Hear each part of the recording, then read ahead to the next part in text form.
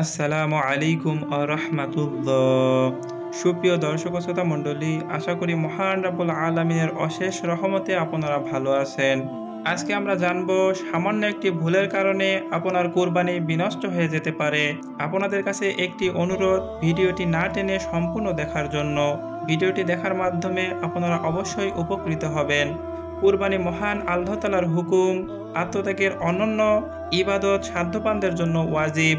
আল্লাহ তাআলা বান্দাকে কুরবানি ও নামাজের নির্দেশনা দেন এভাবে, সুতরাং আপনি আপনার প্রভুর জন্য নামাজ পড়ুন এবং কুরবানি করুন। সূরা কাউসার আয়াত 2। আল্লাহর নৈকট্য অর্জনে এই ইবাদত পালনের সময় সামান্য ভুলেও নষ্ট হয়ে যেতে পারে আপনার কুরবানি। সেই কারণে খুব সতর্কতার সাথে মহান আল্লাহর সন্তুষ্টির উদ্দেশ্যে কুরবানি করা। অনেকে পশু জবাইয়ের সময় সামান্য একটি ভুল করে থাকেন, যে ভুলের কারণে কুরবানির পরিবর্তে তা হত্যায় পরিণত হয়। জবাইয়ের পর 10-15 মিনিট সময় বাঁচাতে গিয়ে এই ভুলটি করা হয়। তা হলো পশু জবাই করার পর পশু নিস্তেজ হওয়ার জন্য ছুরি বা চাকুর ধারালো আগা দিয়ে জবাই করার স্থানে অর্থাৎ মেরুদণ্ডে আঘাত করে। দ্রুত পশুটি নিস্তেজ হয়ে যাওয়ার জন্যই অনেকেই এই কাজটি করে থাকেন। এই কাজটি কোনোভাবেই ঠিক নয়। এতে পশুটি কুরবানি না হয়ে হত্যার শামিল হওয়ার সম্ভাবনা থাকে।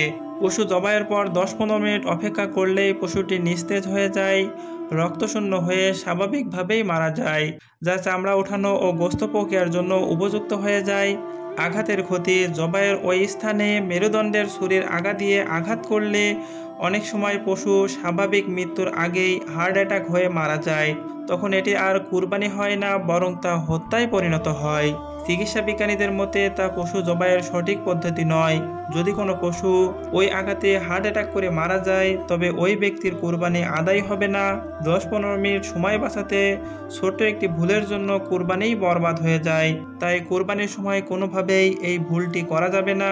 চিকিৎসা বিজ্ঞানের আলোকে এর ক্ষতি ও অপকারিতা: পশু জবাইয়ের যে স্থানে তীক্ষ্ণ ছুরি দিয়ে আঘাত করা হয় সেটি মূলত মেরুজ্জু বা স্পাইনাল কর্ড এর অংশ। ছুরির আঘাতে পশুর স্পাইনাল কর্ড বিচ্ছিন্ন হয়ে গেলেই পশুর দেহ থেকে মস্তিষ্কের যোগাযোগ বিচ্ছিন্ন হয়ে যায়, ফলে পশুটি হার্ট অ্যাটাক করে এবং মারা যায়। তখনই এটি জবাই সাব্যস্ত না হয়ে হত্যায় পরিগণিত হয়। চিকিৎসা বিজ্ঞানের দৃষ্টিতে ও পশু জবাইয়ের এই পদ্ধতি অত্যন্ত গভীর এবং বিপজ্জনক কাজ, কেননা স্পাইনাল কর্ডের সংযোগ বিচ্ছিন্ন হয়ে গেলে সব রক্ত পশুর দেহ থেকে বের হতে পারে না। পশুর দেহের মাংসপেশিতেই রক্ত জমাট বেঁধে যায়। পশুর শিরা উপশিরা থেকে পুরোপুরি রক্ত বের হতে না পারলে গোশত দূষিত হয়ে যায়। কুরবানি করা পশুর এই দূষিত গোশত খেলে অনেক সময় ক্যান্সার, HIV সহ অন্তত 18 ধরনের জটিল রোগের সৃষ্টি হওয়ার সম্ভাবনা থাকে। তাই সঠিক পদ্ধতিতে কুরবানি ও স্বাভাবিক জবাই সম্পূর্ণ করা জরুরি। পশু জবাই করার সঠিক পদ্ধতি: কুরবানির পশু সহ যে কোনো পশু জবাই সম্পূর্ণ হওয়ার জন্য পশুর মূলত 3টি রগ কেটে দিতে হয়। 3টি রগ কেটে দেওয়া হলে পশুর দেহ থেকে সব রক্ত বের হয়ে যায়। রক্ত বের হয়ে যাওয়ার ফলে পশুর স্বাভাবিক প্রক্রিয়ায় মারা যায়।